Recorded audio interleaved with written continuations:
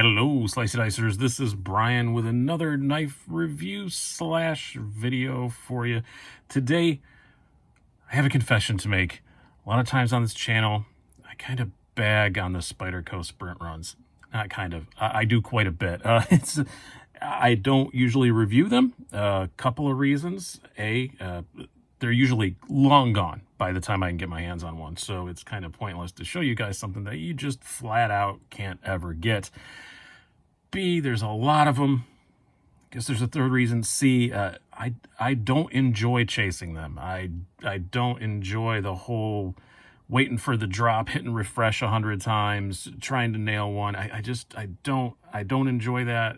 5 minutes later, they're on eBay and other knife forums and stuff for twice what people paid for them. I don't like feeding that beast, but I bought one. I did buy one for myself. It's been a while since I got one. I did get an S45VN PM2 sprint run. That was because it was one of the first knives available with S45VN, and I wanted to check that steel out. This one is just because I wanted it. This is the Native 5 Chief in S90V and the carbon fiber scale. Also, another reason why I'm doing a video about it, I had no intention to do a video about it, but it's still pretty widely available. It hasn't gone out in 30 minutes like most of the Spyderco sprint runs do. It's stuck around. I don't know why that is. I know a lot of people are clamoring over the Rex 45 sprint run of this, and maybe they're focused on that instead of this one. I don't know, but I have another theory of why. Maybe it's the way the carbon looks, because in pictures, I will admit, and I thought maybe it might have been as well, it kind of looks like the peel ply carbon you see from Taiwan, but it is not.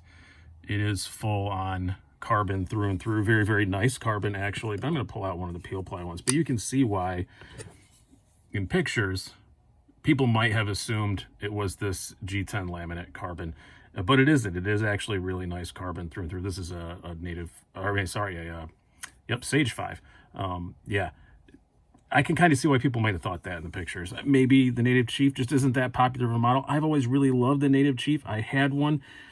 I sold it. I actually almost put it in my top 5 videos or my top 5 Spyderco's ranked video, because I do really, really like the knife. And when this version came out, I saw it and thought, oh man, that one's tempting. Maybe I'll get one for myself, but I saw they're available. Got mine through Southern Edge Knife Works. Use the code SDSEK at checkout and get 15% off. They're about $245 most places. Some places have them listed for a bit more. S90V carbon. Yeah, and I am kind of on an S90V carbon kick, as you'll see when I do the benchmade comparisons. But this is my first Spyderco S90V carbon. But yeah, I am glad that I got it. It is very, very nice. As I said, the carbon, I think, is really cool. It does have a bit of a texture to it, and it's a matte, as you can see. It's not like shiny. The S90V blade has a really cool finish to it.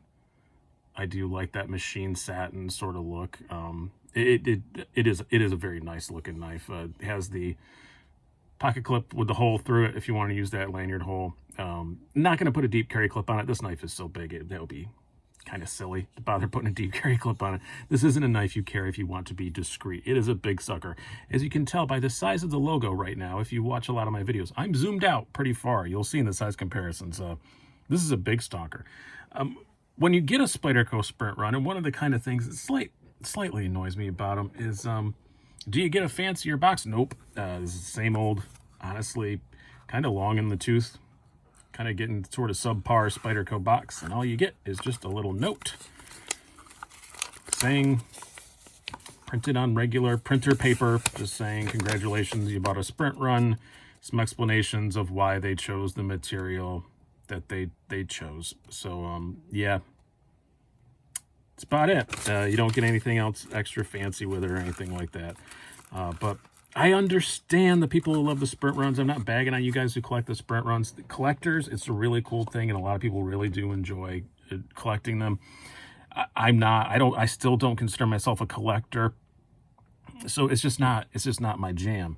But this one I wanted just for me. I like S90V, even though it's kind of hard to sharpen, but it's a cool steel, and the carbon looks nice, and it's one of my favorite Spyderco designs. So anywho, let's talk a little bit about this knife. We're gonna do kind of a brief sort of review on this.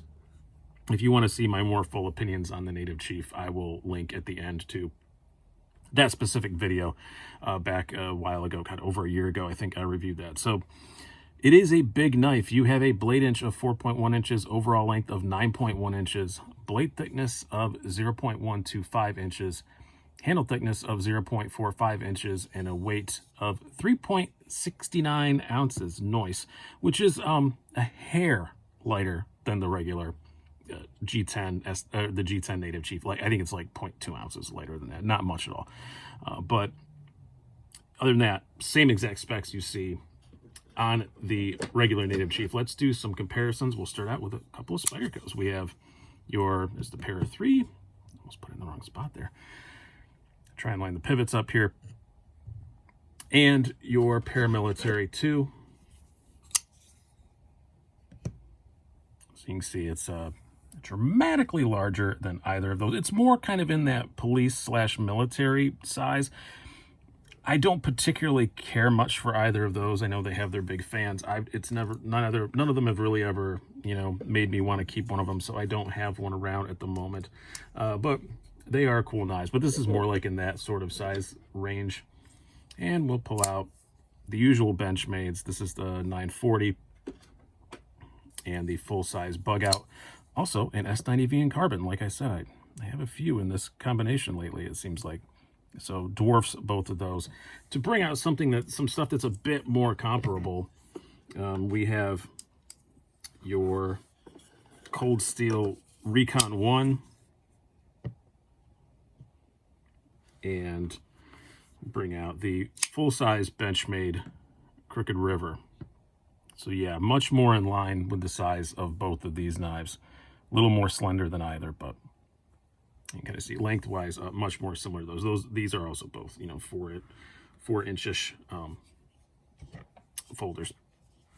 So how do I feel about this knife? It's the last stuff I felt about the regular one. The blade is the same. It's just S90V. It's 23 thousandths behind the edge. If I recall correctly, I think that's about the same that the regular one was, the S30V G10 version. The S30V G10 version, by the way, is about $160, so it is quite a premium to get the S90V carbon.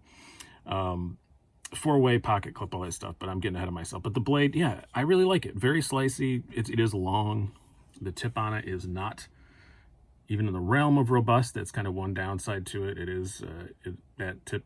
You got to be careful with that. You don't want to do any prying whatsoever with it. But it is a pretty good slicey blade.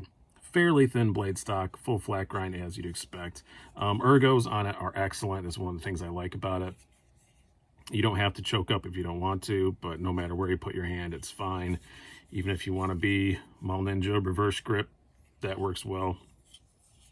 Very comfortable for sure. No complaints there at all. As far as the carry goes, as I for some reason alluded to earlier, it is 4-way adjustable pocket clip. Carries pretty well. It is very slim. It's a long knife. The only time that it feels like a long knife, though, and it's the same with most 4-inch blade folders, if you're, sitting there really bent over, then it kind of starts to jab into your leg a little bit. But other than that, just up walking around, it's completely fine. It is very slim. It's pretty lightweight, especially given the size of that blade. No flipper tabs, so nothing to catch on there. No sharp edges or anything like that. It carries extremely, extremely, extremely well. I think I said in the original review, I think it actually carries, it feels smaller in the pocket than a PM2. And I think that's pretty impressive for a knife this big.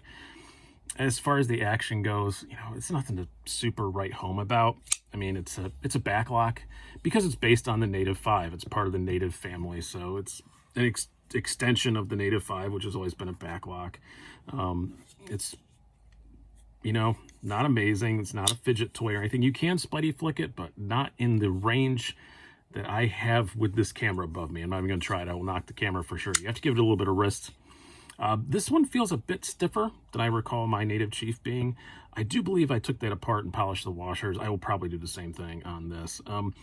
One little downside to it, I noticed that I'm going to put it in the action. I wasn't sure to put it in action or ergonomics. S90V is a very, very, very hard steel. And one of the ways you can tell that is they did not chamfer the Spidey hole much at all. So that Spidey hole is pretty sharp.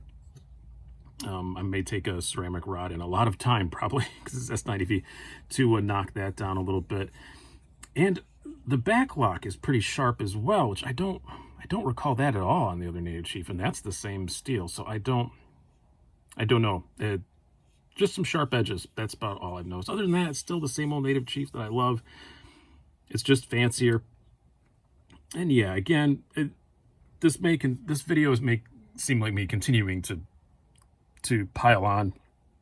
And people who collect sprint runs. I don't at all have a problem with people who get sprint runs. That's totally fine. If that's your thing, that's your thing. It's just not my thing. And when I do reviews of sprint runs, I feel like I'm A, showing you something you can't get, and B, kind of feeding that ridiculous secondary market where people buy 3 of them and then, you know, flip 2 of them for double what they paid for them on eBay or whatever. And I just don't like feeding that beast. But this one is, at the time I'm putting this up, which is the 10th of March, they're available several places. So go check one out. Try to find one if you really want one. Again, I don't know why they didn't sell out so fast. I gave my theories. They're just theories, but hope you guys have enjoyed this. I've been Brian. Have a good one.